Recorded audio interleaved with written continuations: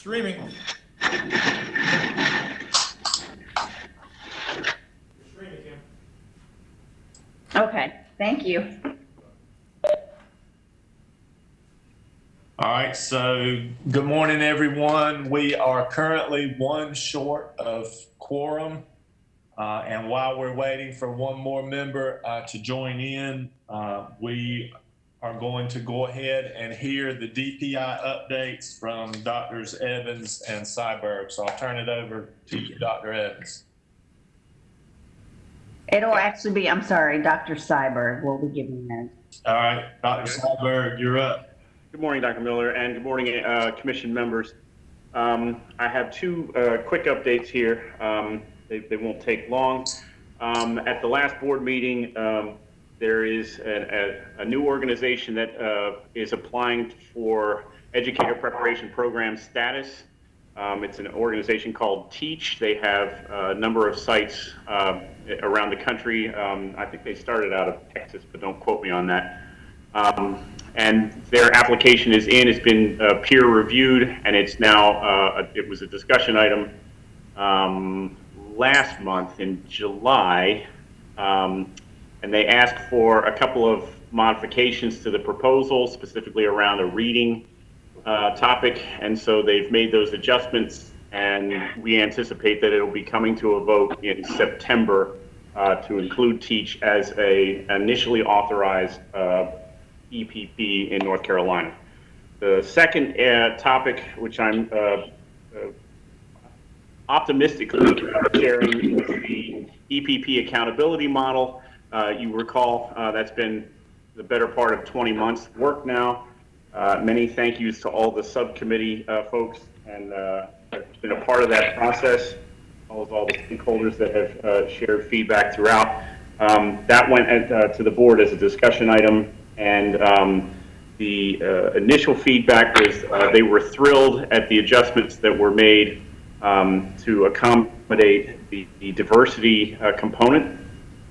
They are in agreement that the additional diversity measures should be collected, and they like the idea of broadening the topic of diversity to not just be limited to percent non-white, and to include male, to include eligible, all those other areas, provided we can collect it. So full steam ahead on that. They have not voted on that yet.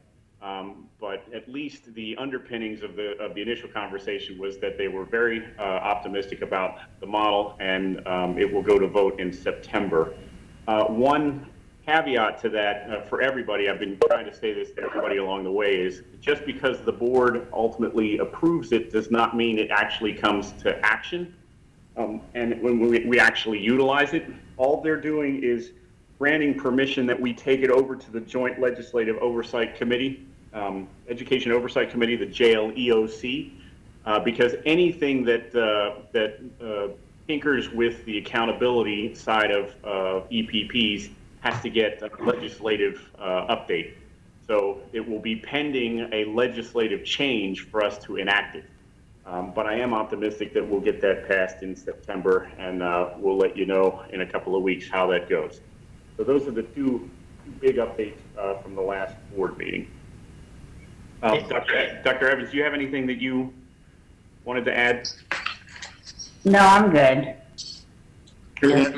This is Hank. Can I ask a question about the TEACH EPP proposal? Does Pepsi have any oversight in that? Are we reviewing it prior to the board? Right now the EPPs do not get oversight by the commission. They are, the way 599 wrote it, they have to be peer reviewed, and that peer review process we've leveraged national accreditation reviewers in North Carolina, so folks that run around and do CAPE accreditation, and when AAQEP has a little bit more tenure in it, we'll include those folks that are qualified to do reviews for AAQEP as well, and they do the peer review, and then once so there's some back and forth between those two entities. Then it goes to the board, and the board committee chair, which is Dr. Oxendine, reviews it, And then there's a sort of a second round there, and then it goes for an action item. Does that answer your question? It does. Thank you very much. I want to make sure. Andrew, I'm sorry if I missed this. Sure. What is the purpose of it coming before Pepsi? Oh, all I'm doing is giving you an update. Of the board. Okay. Yeah, I'm just giving you a board update right now. Yeah, the Pepsi does not have to do anything with it. I'm just giving you an update that there is a potential new EPP on the horizon. It's a for-profit company, not unlike the Teachers of Tomorrow or RTI, and it falls under the 599 topic. So I'm just alerting you all that that's something that happened at the board, and there's no action to be taken on the Pepsi side. Okay, thank you, Dr. Seiberg. While you were giving the update, we've had a couple more commission members join, and we think we now have a quorum, so I'm going to ask Dr. Evans to call the roll, please. Sure. Dr. Bullock? Dr. Dempsey? Present. Dr. Fleming? Ms. Janeski? Ms. Morris? Present. Dr. Graham? Dr. Houston? Present. Mrs. Jones? Present. Mr. Lockus? Here. Dr. Locklear? Here. Dr. Marr? Here. Dr. Miller? Present. Dr. Weddington? Here. Dr. Wood? Present. Mr. Wallace? We have a quorum. We do. All right, thank you. Good morning, ladies and gentlemen, and welcome commission members, advisors, staff, on-site visitors, and online listeners to the August 13th, 2020 monthly meeting of the North Carolina Professional Educator Preparation and Standards Commission. This commission develops and recommends to the State Board of Education rules related to all aspects of licensure and educator preparation programs. My name is Patrick Miller, and I am the chair of the Professional Educator Preparation and Standards Commission, and I call this meeting to order. Our agenda and materials are available online through the DPI website, www.ncpublicschools.org, on the SBE meetings link. The meeting is also audio streamed through a link located at the bottom of the e-board agenda. I will now read the ethics statement that is required of us. Commission members are reminded that it is our duty to avoid conflicts of interest and the appearance of conflicts of interest as we handle the work of this commission. Does any member of the commission know of any conflict of interest or any appearance of conflict with respect to any matters coming before us at this meeting? If so, please state them for the record. If during the course of the meeting you become aware of an actual or apparent conflict of interest, please bring the matter to the attention of the chair. It will then be your duty to abstain from participating in discussion on the matter and from voting on the matter. Commission members, you have had an opportunity to review the proposed agenda for today's meeting.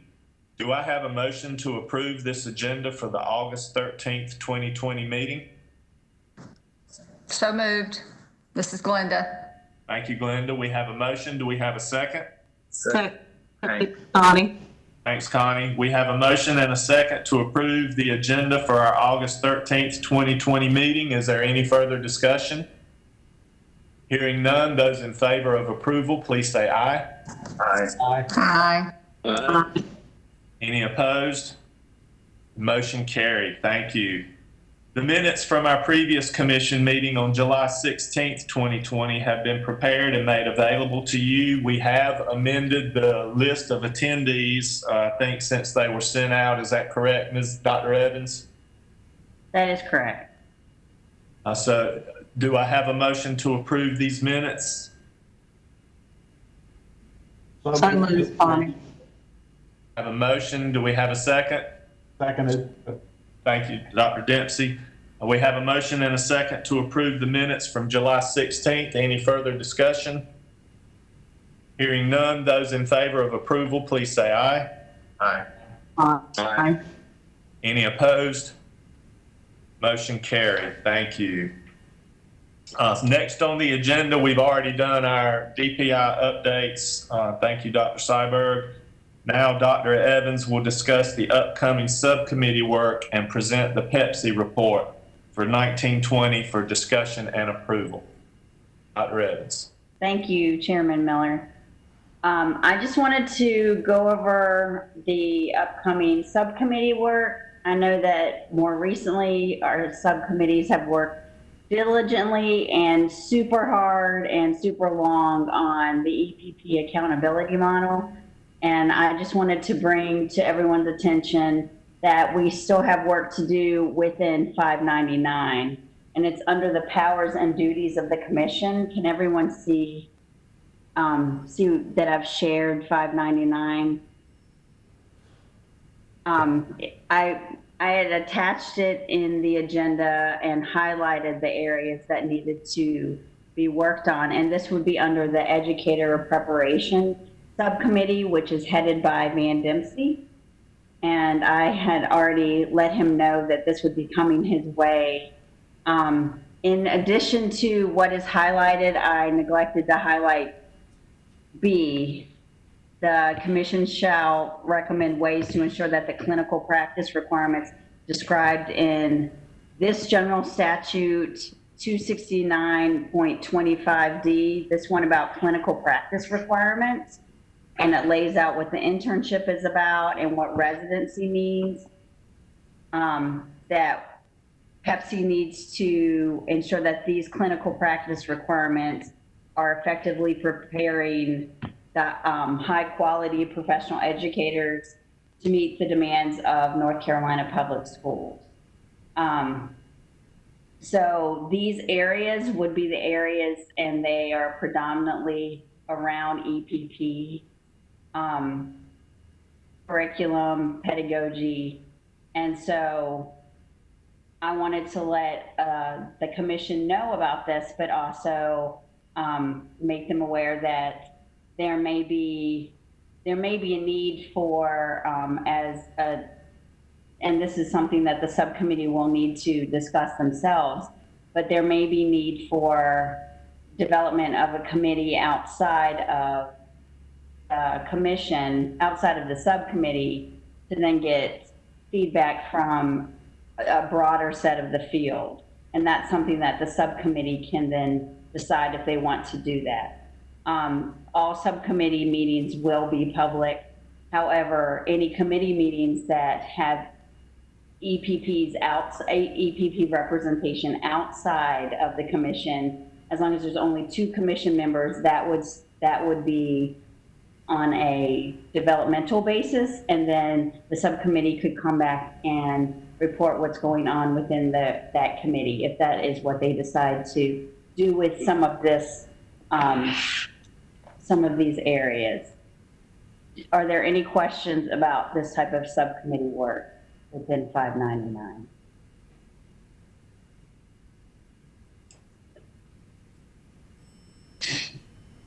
Okay, I wanted to also go into the Pepsi report, and I'm just going to bring that up.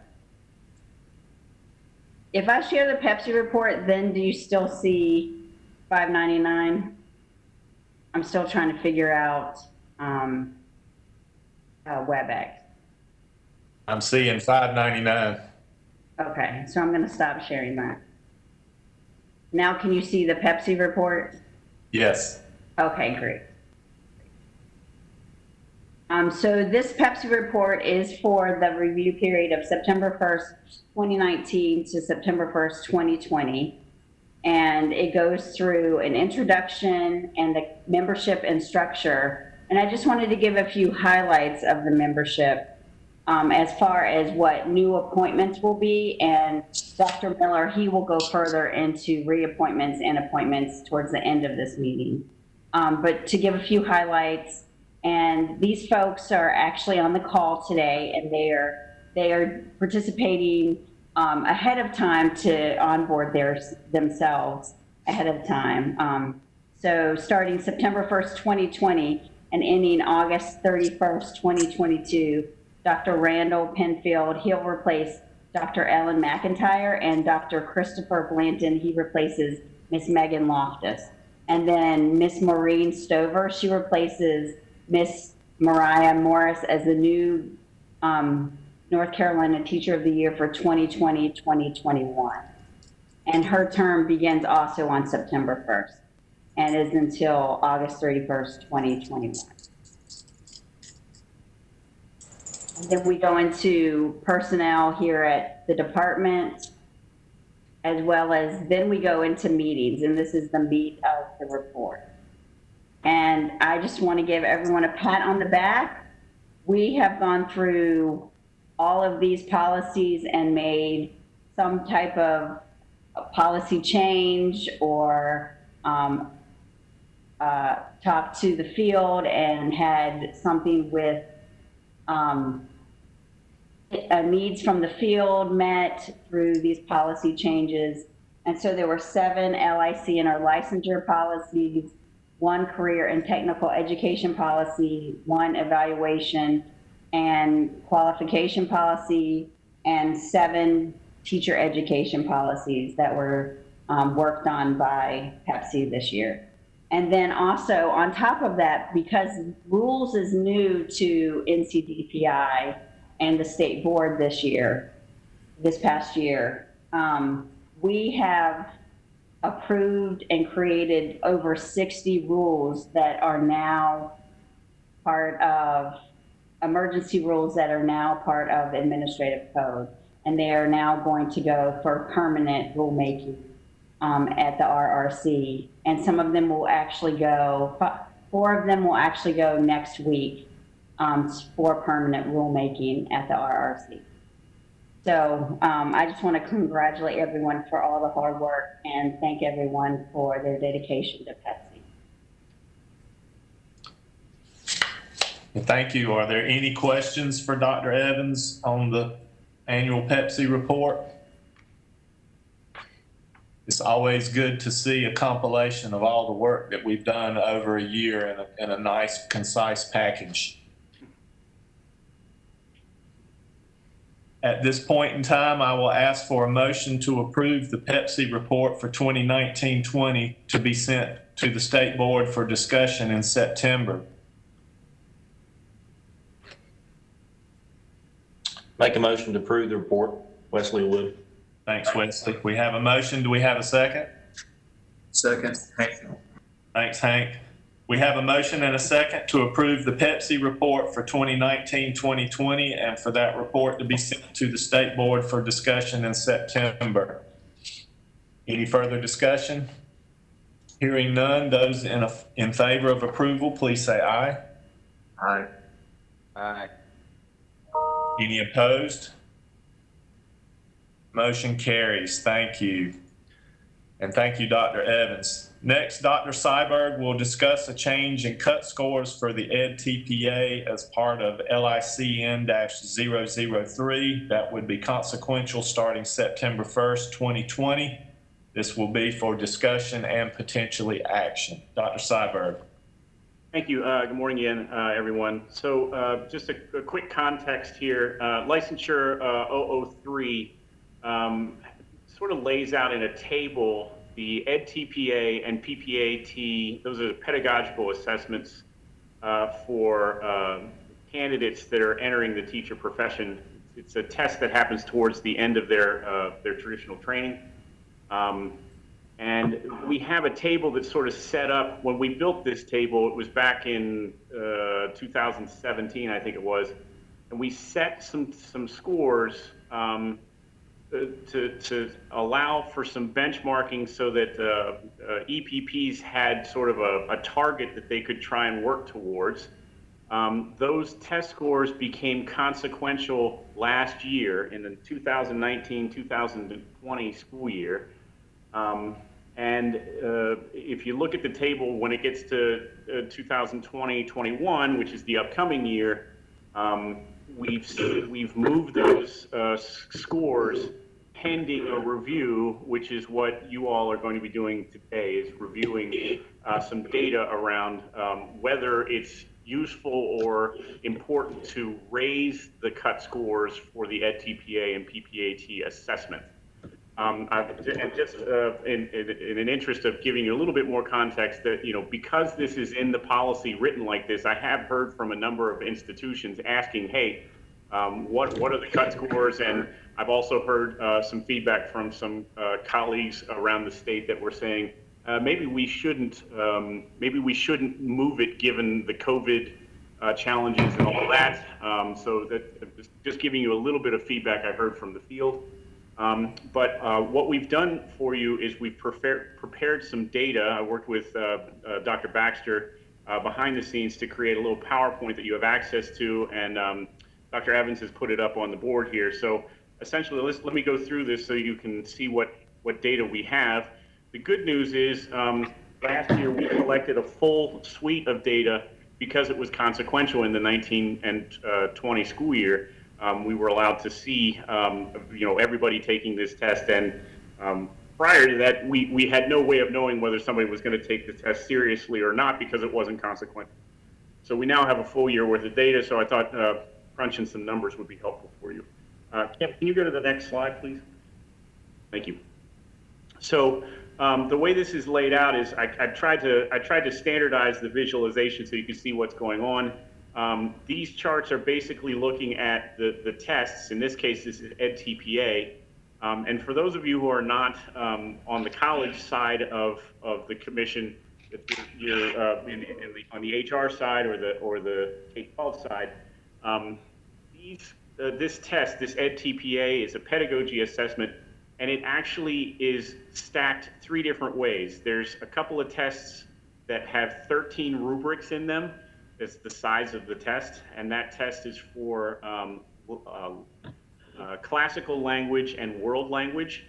And then there's an assessment with 15 rubrics, which is nearly all the other subjects.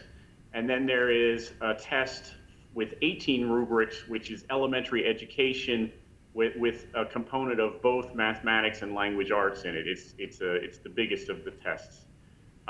So essentially what you're looking at here is the percent fail by the current cut score. So if you look down at the bottom left, 32, a score of 32 for folks who take this 13 rubric test over the 1920 school year resulted in a failure rate of 21.1%. The average score on the test was a 36.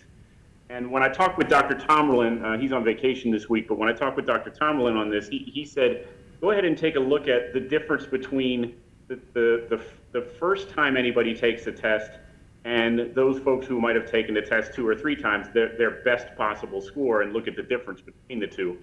And you'll notice when you look at all of this data, you'll see very, very little difference between the first attempt and the best attempt. And that's because we're only in 1 year worth of results. And my guess is that maybe this would change a year out, but essentially we're seeing that the numbers between the first and best are within a percentage point in all of these. So the way we have 003 worded, again, is the way it's currently set up is the possibility that this cut score could move upwards of 2 points to a 34 would be the proposed cut for 2021 if it stands the way this is in 003. And if we were to do that based on 2019-2020 school year data, that would increase the fail rate to 30% on this test. Now, and again, the topic you all are grappling with is, should we hold this test score, these test scores exactly where they're at, or should we adjust them? Keep that in the back of your mind. So let me just, having set that up, let's just take a look at the 15 rubric test, because the 13 rubric test had the greatest failure rate. The rest of these are much lower. Kim, can you go down one slide? Thank you. So here we see the failure rate for 15 rubrics, and again, this is probably 95% of the of the tests that are taken. This is literally every subject except for one small slice of world languages and classical languages, and a portion of the elementary ed. There's four different ed TPA tests for elementary ed, and only one of them has 18 rubrics. So nearly all the other tests and all the other subjects are covered in 15 rubrics. But here the current score is a 38. The average score is a 44 across the state, and we saw almost 6,000 folks took this test last year. Were you to allow this or recommend that this move up to the cut score of 40, that would bump the failure rate from about 12% to about 16%. If you go to the next slide, this again is a smaller pool. 764 elementary test takers took this 18 rubric test that deals with both the mathematics, heavy mathematics and language arts portion. The current score there is a 45, and the failure rate there is 13.4%. And the hypothetical move in 2021 would move it to a 48, which would raise that to an 18.3%. And then lastly, we have the PPAT. PPAT is a much smaller test taken across the state. If I had to ballpark the number of educator preparation programs that are using EdTPA, if I said there's around 50 to 55 EPPs across the state, all but 5 of those EPPs are doing the EdTPA assessment. And four of the 5 PPAT EPPs are very small programs. The largest, I think, is Meredith, that's using the PPAT. So the point is, this will be a much smaller sample size. The cut score here is a 38 with a failure rate of 4.1%. And if the proposed cut were to be your recommendation, that would move it to a 10% failure rate based on last year's numbers. Some of you might be wondering, just out of curiosity, what is the difference between the EdTPA and the PPAT? Again, they are both pedagogy assessments. It was cooked into law. 599 requires that folks in teacher preparation take a nationally valid and reliable pedagogy assessment, which essentially these are 2 different vendors, and they are 2 different assessments doing the same thing. They're assessing pedagogy. The one critical difference between EdTPA and PPAT is that EdTPA is subject specific, and PPAT is a test that you can apply to any subject. And so a couple years back, we asked each EPP, which way are you going to go? Because you obviously have to change your curriculum. You have to sort of prepare folks towards these tests. And preponderance of folks fell on the EdTPA side of things, with a couple choosing the PPAT. But the only difference for you to know, just for your own edification, is that the big difference is that PPAT can be applied to any subject, and EdTPA has a variety of individual subject assessments depending on what subject that you're in.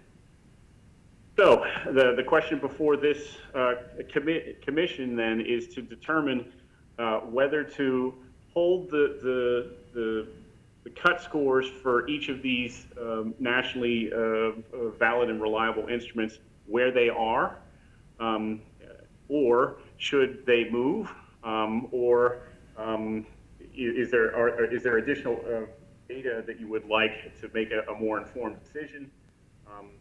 But I'll yield back to the board chair for the next. Okay. For the discussion. Thank you, Dr. Seiberg. Is there an official recommendation coming to us to keep the cut score the same or to change it, or is it just totally up to the will of the commission? Yeah, I'm not in a position at this time to declare officially that the DPI would recommend for or against, and I can certainly work towards that end. Because Dr. Tomberlin's been out, this is a topic I haven't been able to get in front of him. So yeah, that's certainly something from DPI if you'd like. All right, Commission, what comments, questions do you have? Andrew, this is Van. One, do we have a parallel number for people who are going into classrooms either through clinical residency or other emergency decisions who would not have taken who would not have taken EdTPA or PPAT yet? Do we know what that number is relative to the 922 who are represented here? How many new clinical residency teachers? So I can get that number. I don't have the number off the top of my head of folks that are in residency. And I believe that we could bump up the way the department gets the data is very active. Like we get updates every couple of weeks. So Right. we could look at, we could take the test takers and bump it up against those folks who are identified as residency and we could determine the percentage of folks or the number of folks that have not taken it yet. I could calculate that. Well, and I raise it as a policy question because depending on, well, first of all, that we have a performance assessment more than likely for people who are coming out of traditional preparation routes, and they have a cut score at all, whether it's the current one or the proposed one. We have another population of people who can go into classrooms, and if I understand the current dynamic, they could teach for up to 3 years before they take EdTPA. That is correct. That is correct. And let me just share some other context here. When I first joined the department way back when, one of the topics of concern was the idea that lateral entry folks, and lateral entry obviously is the predecessor to the residency model. Lateral entry folks essentially didn't, the requirements for lateral entry were different than the requirements for traditional. And I remember having a conversation with Dr. Marr about, can we somehow work towards leveling that field? Well, we couldn't apply EdTPA and PPAT to the lateral entry folks because of the way the law was written. But for residency, those folks do have to take it. So residency folks are on the hook for taking the assessment the same as traditional folks, but you are correct. They would have the potential of many more months worth of experience than their traditional counterparts because they're holding down, a classroom while they're preparing for that assessment. That is correct. Well, they many more months being able to enter into a position under contract that potentially, if we go back to more traditional policy, someone coming out of a traditional program might not have. And we've just, in doing background work on this TEACH organization, it looks like they're primarily in North Carolina for the clinical residency market. They would go through this process, which actually gets them certified in Michigan. And then that Michigan license presumably would transfer to North Carolina. I'm worried about how we are subjecting more traditional graduates of more traditional routes to a different standard. Okay. If that is the case. I mean, it could be that what I just said is not true.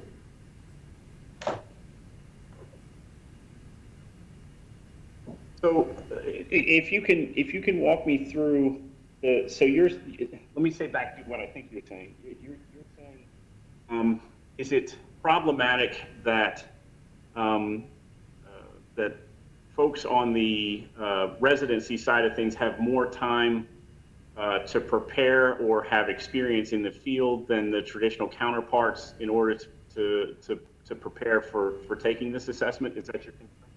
Yeah, in fact, we've got emails playing out today as to whether, but we have some people here that are concerned that we are requiring our interns to complete EdTPA this semester in the middle of the pandemic. And so far, we are holding to, yes, we want to have the position that it is better to have the experience, even if you don't perform well, than to exit the institution and you didn't have the experience. Plus, the first time takers that come out of UNCW, we pay for it. We cover the cost of doing that. So they will then, depending on whether they pass or not, have that performance attached to them as they try to enter the profession versus, and therefore potentially with contract issues. For a person who's coming in clinical residency, they're coming in clean in that sense. They don't have an TPA performance. They go under contract and they're at least in their first year of teaching, and they're not subjected, we're using the word current cut, proposed cut, they're not even subjected to that, and they're under contract. I see what you're saying. One caveat that may be worth knowing is that this test falls under all the other tests insofar as it's an attempt in the first and passed by the end of the third. And it took a pandemic to do it. Yeah, it would be one thing, and that was, to make an editorial comment, it'd be one thing because we did that because we thought it was important to the profession. We've done it because we're responding to a pandemic. It is an equalizer in that sense, but not necessarily with good and not necessarily a good one. I'd offer a slightly different perspective on this, which is I think some of us might have thought we should have done this a while ago, and the pandemic was the excuse to do it. Yeah, and Andrew, I totally agree because EdTPA should not be an exit criteria for the program. It should be a transition criteria the same way we use board certification for physicians. You can be a doctor without being board certified. The way EdTPA is structured in its purest intent, you can't be a teacher without EdTPA. So I totally agree. We should move EdTPA to the first three years of teaching and let the districts and the schools make the determination about what EdTPA means.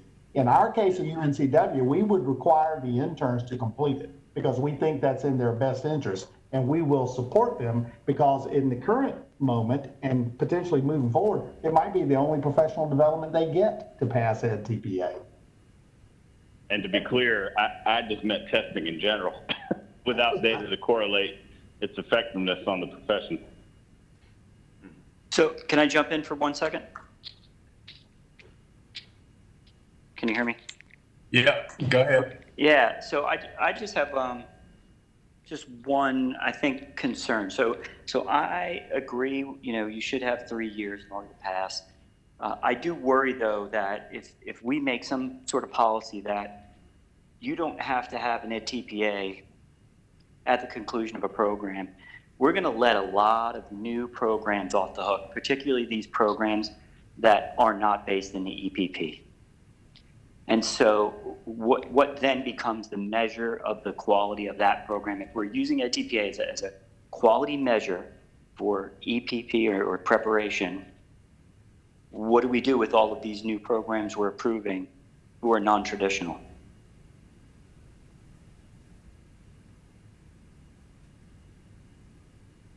Yeah, was that Michael? Yeah, that was Dr. Moore. Yeah, that's to me sort of the core point. This is Hank, and I agree with that too. The other thing, I guess, that occurs to me is as we extend the time that our traditional students have to take their TPA and they get further away from us potentially taking it, the impact of our programs on those scores also dwindle. And we've made that the biggest part, piece of our accountability system in terms of how we're going to be held accountable. So I like the idea of keeping things consistent across everybody, but also that's going to be the biggest part. I want my guys taking it and passing it before they get out, hopefully. And I'll certainly play by the rules we have to play by, but that seems like a big piece of what we're going to be judged on from this point forward. So I don't want to get so far away from us that the impact we had on those potential scores is impacted by not being as close to them.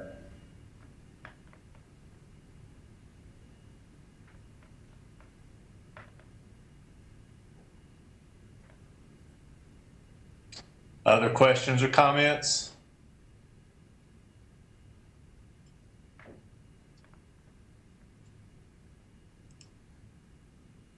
Well, it sounds to me, this is Andrew, it sounds to me like there's, you know, the commission is grappling with two things. One is we're still on the hook for trying to figure out whether the cut scores should be left where they're at or should they be moved. And then the second thing is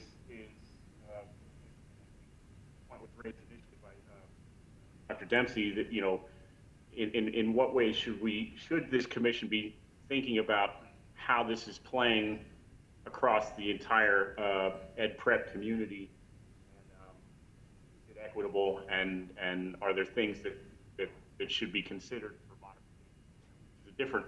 It's a different conversation, but certainly an important conversation.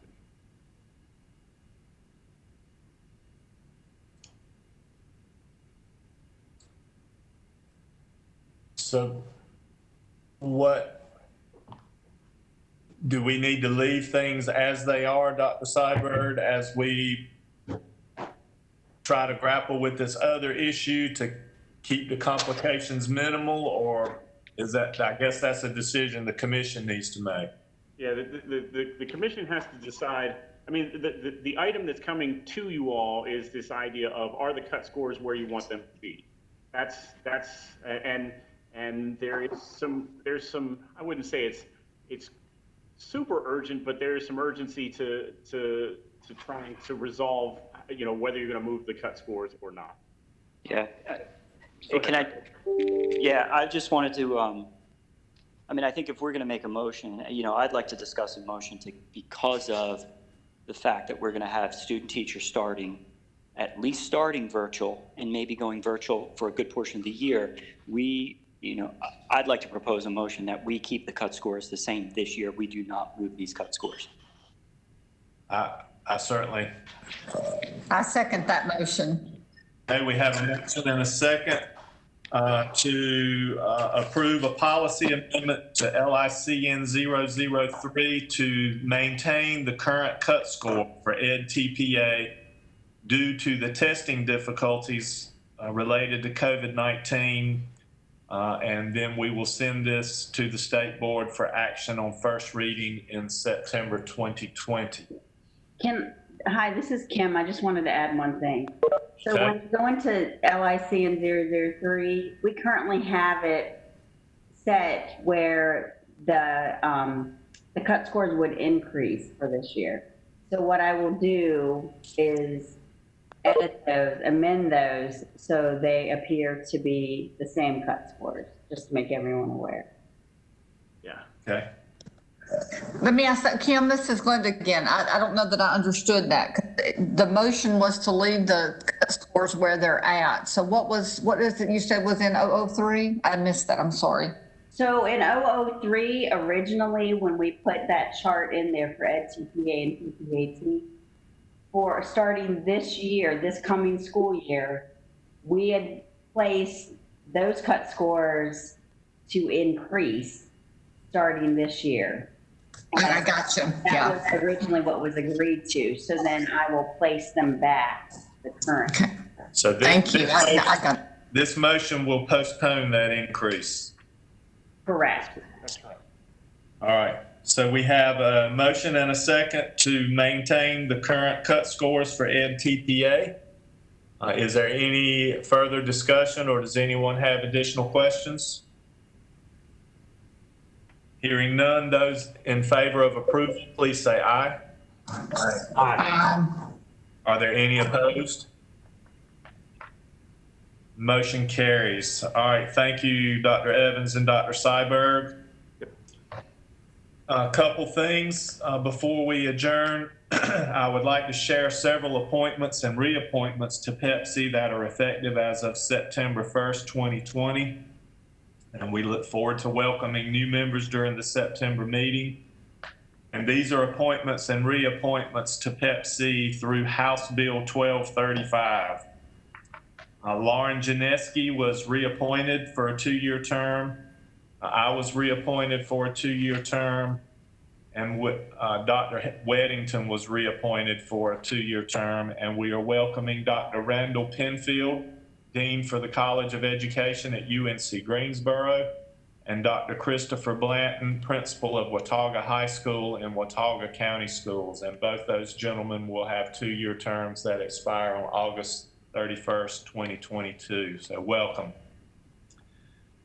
Thank you, commission members, advisors, and staff for your preparation for today's discussions. I remind commission members that our next monthly meeting will be held on Thursday, September 10th, beginning at 9 o'clock in the morning. We've now completed our meeting, and unless there is additional business, I ask for a motion to adjourn. So moved, Connie. Thank you. Do we have a second? Second. Have a motion and a second to adjourn. Any further discussion? Hearing none, those in favor, please say aye. Aye. Ayes have it. We are adjourned. Thank you very much. See you next month.